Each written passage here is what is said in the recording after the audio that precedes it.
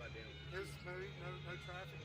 Got here just in time to, we weren't rushed, but we weren't lollygagging, so it was fine. Kept it steady. Everything worked out good.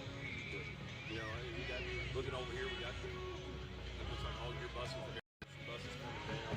You know, traveling over the last few years has really changed for high school students.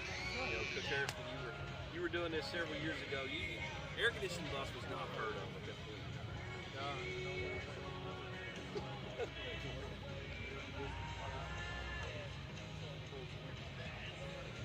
Coach, when you and I were coaching, we chose an unair-conditioned bus. If you remember, we did.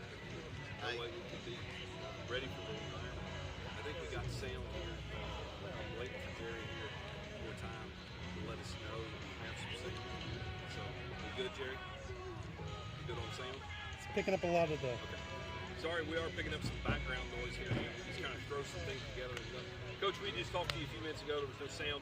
You know, in 30 years ago, we just talked about, we're sitting in the locker room together as players. These guys were our coaches. You know, and it's raining and storming. We don't know whether we're going to get it. How has that changed, and how has that 30-year progression prepared you to be ready for this game, Coach? Oh, it's been great. 30 years ago, we was in the locker room for his first head coaching job, and 3 years later, I'm here for my first. Start as a head coach, high school level. But I've coached 20 years in the Fairland system, either in Midget League, junior high, or high school, and there's nothing better than being around them young kids and getting to watch them.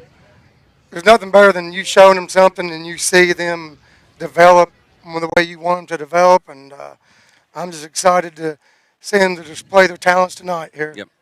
Coach, real quick, give us a little scouting report. I know they moved a receiver to quarterback this year. Sisler, their good running back, is no longer with them. He graduated. I believe he's up at Marshall playing. Kind of give us a scouting report of what we're going to see from West tonight. Like you said, Tipton was a receiver DB for him last year, and he's a a quarterback. They have a strong running back, number 2. I don't know his name. I haven't seen his name, but in the scrimmages, he ran real hard. We got to make sure we wrap him up and gang tackle. And they got Bishop. It's been a playmaker for him since he was a freshman. So we can't let him get the edge on us. And then their line just is solid. They're going to line up in the high backfield and come right at you a little bit. And defensively, they got some good linebackers and D-line. They're going to swarm the football. So our line is to do their job and give time to get Peyton to get the ball to our playmakers and let them do their job. Coach Harris, before we let Coach Jackson go, what would be your best advice? I know like we just said, 30 years ago, you were kind of pacing the locker room and nervous as a poodle, walking around. Which, by the way, that was a very small locker room. That was a very small locker room. Remember. What kind of advice are you going to give Coach Jackson tonight, your former quarterback, just getting ready for this game? Just to, I told you this when you got the job, do it your way. And after last week, watching your offense, and I'm still totally amazed at how quick and fast-paced it blows my mind, and you're really going to be in for a treat watching these guys play. Do what you do, and you guys will be just fine. I appreciate that. I thought you guys just played super on both sides of the football last week. I know this is a different animal. I remember back then we were ready for a team that grounds and pounds, and sounds to me like they're going to try to do the same thing. But you've got a lot of weapons, Coach. Oh yeah. Use them all, baby. Yeah, we try to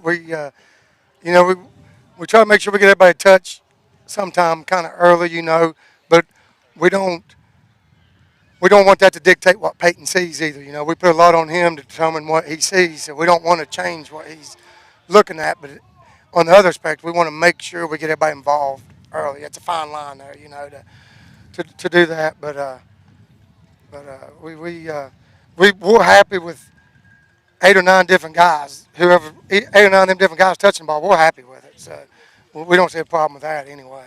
Coach, tonight I want you to enjoy this. I want you to savor this.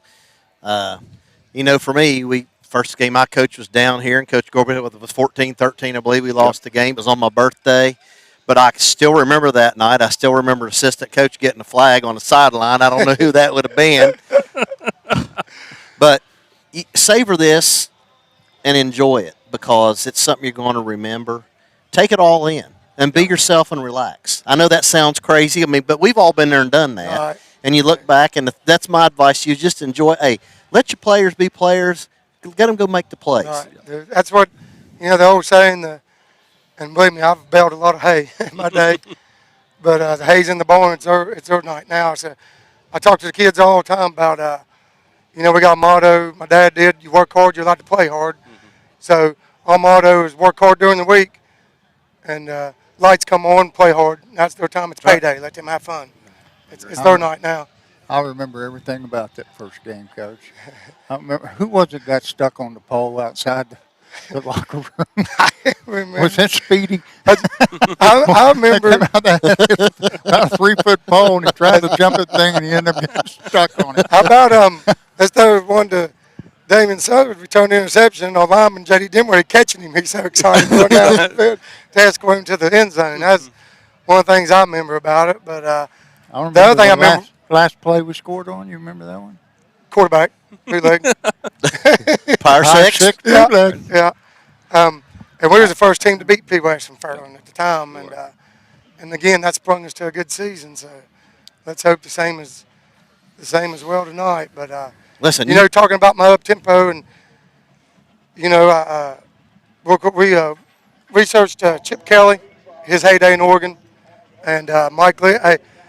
Coach Rue loves Mike Leach, and y'all gave him that shot about Mike Leach. He loved that, But I've in his heyday at Oregon, we realized that that teams, physical teams, gave him trouble, and then in the playoffs, when he played a physical SEC team or a physical Big Ten team, gave him trouble.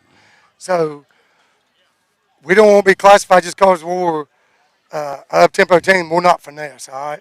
We're coming to play. We're going to be physical because just because we're fast don't mean we can't be physical. And so I felt like anytime they played Stanford, Ohio State, or an SEC team, they had trouble. So all kids have lived in the weight room. We got a dozen kids deadlifting over 400 pounds. So not only we're going to be athletic, we're going to be physical on that football field. I just think you got to be physical with these guys. They've always played physical football since I can remember. Yep. It's always been a close game. I was kind of looking back at the history today. I think there's been one lopsided game. For the most part, it's a one-score ball game, especially going into the fourth quarter. Coach, good luck to you. We're excited to watch this. My dad has told me numerous times, we got off the bus as a player and as a coach, Coach, I'm going to see you in the winner's circle here in about 3 hours. So good luck to you, Coach. Appreciate it. Guys, hey, good luck tonight, Coach. Go get them. As we kind of kick off the week for Fairland sports, we got started a little bit last Friday night. The soccer team traveled to Peoples to play their opening game. Both of them getting a win. They're actually going to open up at home tomorrow. Girls at 4 o'clock against North Adams. The boys against North Adams at 6 o'clock. Just an interesting week coming up. Volleyball team opens up. Cross-country team's going to be at home on Tuesday. Coach, I think you got granddaughter now playing 7th grade volleyball and 8th grade volleyball, correct? Right, and the 7th grader, she gets to dress with the 8th graders too, so I'm really happy about that, and I'll be at my very first ever cross-country meet Tuesday. Or does that mean you're going to set the pace for the 2-mile race? No, it means I'm going to watch Lola. He's going to take a lawn chair. He's going to take a lawn chair? I don't even really know how you route or, take in a cross country. I'm not going to be running through the woods, I can tell you that. But I'm anxious to get my first experience at that Tuesday evening. And then I'll be watching a lot of volleyball this year with both girls playing. And Bub, Saturdays I'll be watching Bub play 18 Major League Football. Coach, I'll tell you, this is my 10th year as a high school AD. I've watched a lot of cross-country events up there. You're not going to find a prettier and a nicer course than what we have. And I'm not bragging just because it's ours. Everybody in Southeast Ohio wants to come to Fairland, wants to come to Proctorville to run on that course up there by the river. There's lots of great places. Come see me Tuesday night before the race. I'll tell you the best place to set. You're going to be able to watch them. You can watch them finish and all that. It's a great place to watch those kids run. Coach Alt does an outstanding job with our middle school cross-country team. And we just recently hired Dara Snyder and Phil Snyder to be our new head cross-country coaches, husband and wife. Dara spent a lot of time coaching girls track. Her husband, Phil, run at Fairmont Senior, won a state championship there as a player. He's got a lot of experience. A lot of experience. I'm super excited to see what they're going to do. Coach, I know we talked a lot about you kind of in a new position this year as assistant principal. You're coming out of the classroom. I was there for the first day as a teacher. Now I'm here as a little different capacity as the first day as assistant principal. How's this transition been for you from teaching to assistant principal? 32 years in the classroom, it got to the place where I knew everything, what I was going to do, how I was going to handle it. Hey, those last 2 days have just been culture shock for me. The things I have to do, it's like, okay, I'm going to be out between periods. I'm going to be watching things. Well, yeah, if I can get out of the office long enough, you got so many things. But, it's different. The thing I miss, and I've talked to a lot of kids about this, I just miss, it's the rapport that you have with the kids. I'm in a different capacity, and, had to give detention hall first day to one of the kids that I've had just loved to death. But, it is what it is. It's part of the job. So it's going to be different, but I'm going to enjoy it. Once I pick up the things, it's a huge, huge learning curve for people that don't understand. And I know the teachers in the building don't understand the learning curve. And I've just touched the edge. You've been in there for a few years, so you know some of the stuff. So it's a lot. But I think it's going to be all right. It is a large learning curve. I remember my first year coming in. I was swimming, barely keeping my head above water, and it seemed like everybody walked in my office handed me a concrete block to hold on to. Yeah.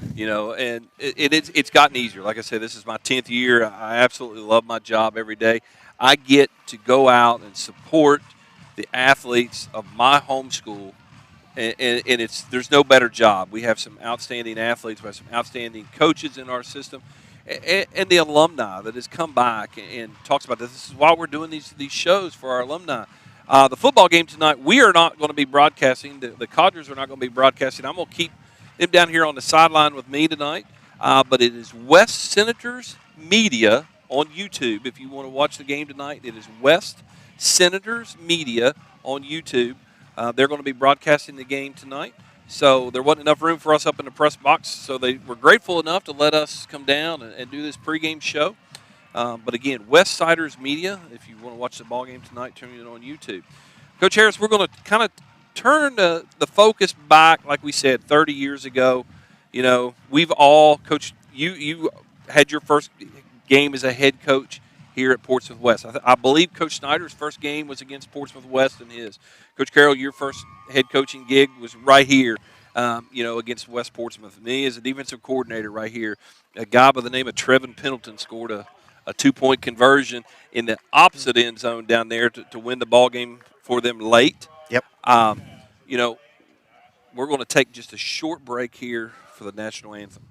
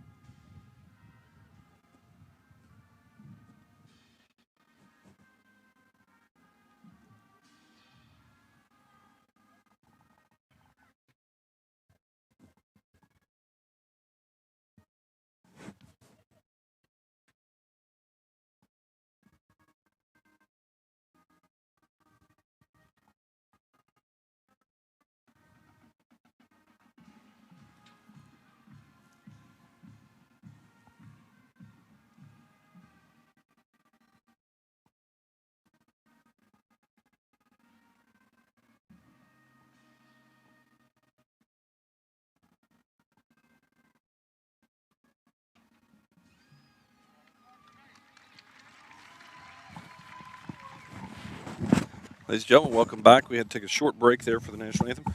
Coach, we're going back to talking about 30 years ago and how all of us have kind of started our coaching careers at Fairland right here on this field against Portsmouth West. What can you tell us and what can you remember, Coach Harris, about those days of preparing for Portsmouth West? It seemed to be pretty consistent over the years.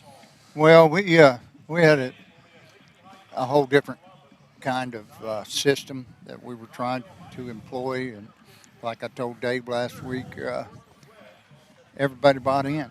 And, I mean, I don't know that I would venture to say that you're probably the first center in Fairland history to make a shotgun snap. And Coach, with a broken hand. I remember that was a broken hand. The next year's broken hand. And I picked the ball up out of the water. It had rained so much that night. I had to pick the ball up out of the water just to snap that shotgun. Well, if I remember correctly, you didn't have a bad snap the entire year. I did not. And anyway, the field here is a lot better than what we played on. Just a little bit, Coach. Well, I'll tell you what, Coach. This is a beautiful this place. if you look at this place, they've got the turf down, and of course we coached when it was all grass, and they really had a nice grass field when we played here. They took really good care of it. Well, sure. But this is beautiful out here, folks. It is. This is 30 really years of advancement. It is. That's all And Killer and I were talking about, Coach, and I think you can remember this. We were talking about, you remember Chad Hale, that was our manager, and him falling over the hill down at Portsmouth trying to catch an extra point.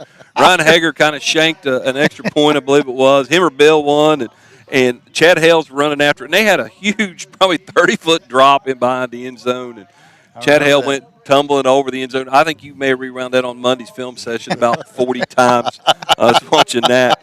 And then having the ability to come down here to be a coach later on, and it was a defensive coordinator with Coach Carroll. Coach, we come down here, and like you said, 15-14, we got beat. Ironton's head coach, Trevin Pendleton, who went on later to have a great career at Michigan State, run a 2-point conversion late. We were up 14-7, I believe, or 14-6, something like that. Yep. 14-7. And then we had an offsides call, and then I got a little excited over the offsides call. It was getting aggravated our kids and put them about that far from the goal line, and then Trevin got that 2-point conversion. But if you remember, Coach, and I think you can, one of the Lang boys, I can't remember, I think it was Andy or JB, whichever one we had playing outside backer. It was JB. JB, we'd called timeout, and we had looked on film, and we knew what they were going to run. I believe it was 3rd and 5 or something like that. We told him, JB, if you drop and you get in the flats at about 7 yards, he'll throw it to you. And we said that I don't know how many times, and we come out of that timeout, and JB dropped into the flats at 7 yards, and Portsmouth's quarterback hit him right between the numbers. Yep. And I still remember that to this day. I mean, I can remember it unfolding in front of us, and you and I kind of looking at each other and went, that's what we've seen on film for how many weeks. Here's the thing. People at home don't realize how much you prep during a week. Right. Each week, to try to figure out, the schedule that coaches keep. You don't sleep much. No. You really don't. You're watching film all the time because you want to get those tendencies to figure out what's going on. Right. And we scouted them. Yes. I mean, that's why we knew what they were going to do. Mm-hmm. I agree. Coach, again, we go back to Coach Harris. You spent a lot of time as an assistant coach and then as a head coach. What were those long nights of watching film as an assistant coach and again as a head coach? And I know you had a lot of great assistants. We were talking about them at dinner. Well, we were talking about this last Friday night about the support staff. Mm-hmm. If you don't have a support staff, and you basically try to surround yourself with good people, and I was able to do that, and I had good scouts, and we, you got to put this time in, and Dave was talking about how if we saw a team that had certain splits and did certain things on offense, you knew where it was going to go. And those are the things that you pick up when you prepare well. Right. And I feel like preparation is the key to, I don't care what you're doing. I mean, Coach, you remember we would Oh, yeah. teach defensive tackles. You see that guard and that foot back and, or in a different stance, you're looking for that. You're looking for a certain formation. I had a good staff. If Terry Duty just walked by here, he's been long gone since we have, but he still comes supports Fairland football. And it's preparation, you get them prepared, but Friday night it's about the kids. Right. You know, it's like Coach Jackson said. And that's why I told him I want him to savor tonight. He's done all the prepping he can do. Yep, the hay's in the barn. That's right. It is, and I've heard a lot of coaches talk about that here lately. You've done all your prep work, and that's what I talk about as an AD. Everybody talks about, well, what do you do when the ball's kicked off? At 7 o'clock, when that ball's kicked off, it's time for me to relax. There's nothing else I can do for the next 3 hours besides enjoy some football, maybe go over and talk to my student section a little bit. Other than that, it's just get your popcorn ready and let's watch some football. Well, because everything has been done when that ball kicks off at 7 o'clock. Coach Harris and I talked about this last week. This is our favorite time of the year. Oh, yeah. I mean, it is. You know, you got Friday night high school football. You got Saturday night. We're watching college football. And it's starting to But- cool off a little bit. Yeah. Friday nights, though, is, I mean, Friday night we've lights, brother. we've all been Oh, there. yeah. We know what it feels like. There's nothing better. And I usually take this is the first road game that I've been on the TV with you guys. But usually at about this time, it's 6:50. I usually kind of step back here by myself a little bit, have a few minutes to just reflect and just watch everybody. You see the excitement coming in. You see the Fairland fans walking in here behind us. You look over on the home side, and you look at their fans getting ready, and the band's playing. And it's just something special about Friday Night Lights. You can't get it in any other sport. You know, I coach basketball. Coached in the regional semifinals. I've been to the finals with Nathan as an athletic director. I've been to the state finals with Jonathan as an assistant and as the athletic director. This is a type of excitement that you can't get anywhere else. There's nothing better than high school football on a Friday night. I think that's probably why they just played 10 games. Probably. You're probably We couldn't take any more excitement. Well, Other you than know, the playoffs. you sit here talking about reflecting. He and I do that all the time. And we talk about bonding. We've talked about that a lot and the camaraderie we have. You know, tonight, Coach and I went with Jerry Bell and his father-in-law and his wife and had a nice dinner. Tell him this one. And, it was, us driving down and getting to talk. That's one of the things you and I miss that we get to do together now. I know. You never shut up. Oh, yeah. and that's one of the things. I travel with Killer. Killer's my sidekick. We go everywhere together. And the thing about him is there's always a story every week. And we reminisced a lot about that 93 season. We come down here and how special it was. And the fact that we started at Portsmouth in the rain. We ended at Portsmouth in the rain, 11 weeks later. And what a magical season that was. And those guys, when I see them out, to this day, I see them on the street. We always have a story. We always have a hug for each other. There's a different. I can tell you what I think. The thing that he just mentioned was I look at him and I always end with, we're bonded for life. You are. That's right. You are. You're bonded for life. You are. It's different. You develop a different bond when you have been in the trenches, bleeding with your buddies, sweating with your buddies, and everything else that goes on out here in the trenches. It's completely different. And I told this story to Renee Marshall a few years ago when she told me Emma was going to kick. I said, Emma's going to have lifelong friends, but she's going to have 35 brothers for the rest of her life. Absolutely. And those 35 brothers will do anything for Emma for the rest of their life because, it's different. You can play basketball. You guys coach basketball. I coach basketball. That bond in basketball is not quite what it is in football. I agree. That's true. That football bond is completely different. I agree, too. It is. Football is, and to be honest, it's not for everybody. No, it's not. No, it's not. Especially the faint of heart. Right. But there is a special bond that you get with working, like you say, in the trenches, at practice, and even in the coach's office. I loved every minute of that. And You like that water falling on your head when you opened up the door? It was better than some of the other things. You talking about that? I told Yardley the story the other day, and I don't know. Coach Snyder was so straight laced. Played football for Coach Snyder 2 years, played baseball for him for 2 years. He was so straight laced, and you and Coach Casey were always kind of cutting up and clowns. And I know you got to remember this. We're up at Waverly. We won up at Waverly. It was Coach Snyder's last year, and Coach Casey was in the restroom on the toilet.